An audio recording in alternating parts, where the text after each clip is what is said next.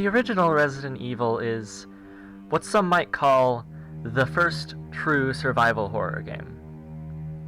Forget about that one random Famicom game from the 80s. This coined the phrase survival horror seconds before the gameplay even started. And even today, with its superior remake, many people still regard this as an incredibly important piece of video game history. Now, that the game has been re-released on Steam and has for a while been available for not that much on GOG.com, which is where I specifically played through it my first time around, a lot of people are looking to get back into where the roots of the game began. And some people are gonna struggle with the fixed camera angles and the tank controls. So, that's why today I have made a list of 7 rules, not 7 minutes, 7 tips to help you get through the original Resident Evil. Also, why the footage looks weird is because this is from the HD project upscale thingamabob. It was the only non-copyright footage I could find on YouTube because I didn't have any of me actually playing it. So this isn't my gameplay. I played Jill. Speaking of which, tip number 1: always play as Jill first. Especially if you have not played any of the original 3 Resident Evil games. It's gonna take you a while to get used to the fixed camera angles and the tank controls, because while they are in 0 and 1 remake, it's not the same, and they have a very different feel to them. Also, because you'll almost definitely be playing this on PC, I would not recommend controller for this. Actually, I think the arrow keys do a really good job controlling the character. I think that's kind of the tank controls are really built for that. But I'd play Jill first. She's definitely easier than Chris, and I'm not putting myself out as a pinnacle gamer, but it took me 3 hours to figure out that I could run, because I forgot the V key existed. But personal grievances aside, it's much better to dip your toes in first than doing a cannonball into the ice lake of doom and gloom that is fixed camera angles and tank controls, which I personally love, but I know that's not everyone's jam. Tip number 2, you're going to want to stock ink ribbons for mid-game.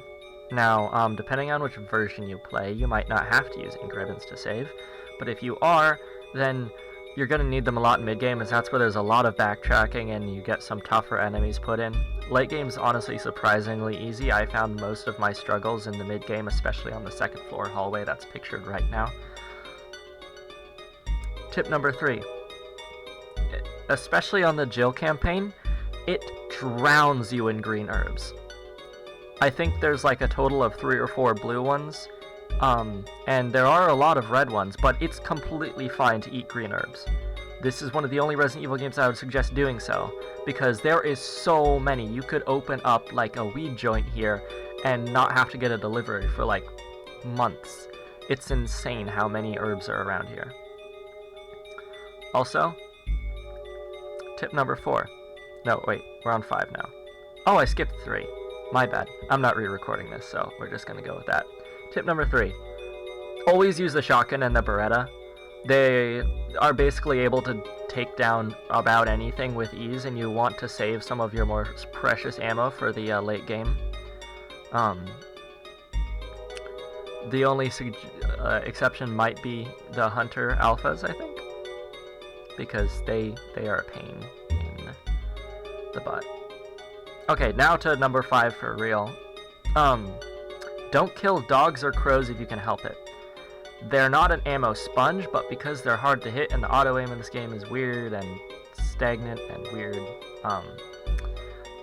I would not suggest it unless there's a bunch of them and it's an area that you're going through like a bajillion times.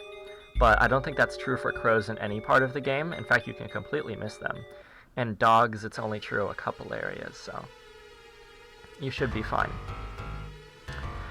Tip number 6. Don't kill lab zombies. There are these naked little lab zombies walking around. Unlike every other enemy in the game, they respawn. So if you leave the room and then come back into it, they're there again. What's up with that? I don't know. So just don't waste your ammo on them. It's late game too, so the game's kind of giving you a bit more. Although again, in the Joe campaign, they're fairly lenient overall.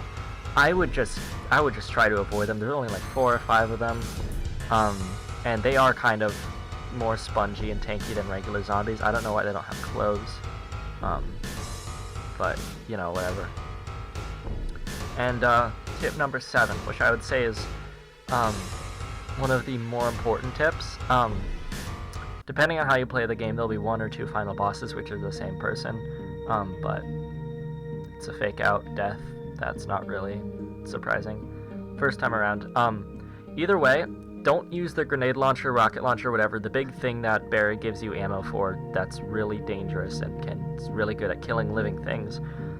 Don't use that if you can help it until the final boss, and just stockpile a bunch of ammo, because that will take it down super easy. Same thing for like Magnum with Chris, right? You just that'll make the final boss less stressful and more like a satisfying conclusion to the game. Now, if you're somewhat of a masochist like me, you might not want to do that so that it's a real challenge, but if you're playing with Chris, you were already probably facing that. Anyways, that's all I got for you guys today. Make sure to play this game because it's actually sick and I love it so much. Bye!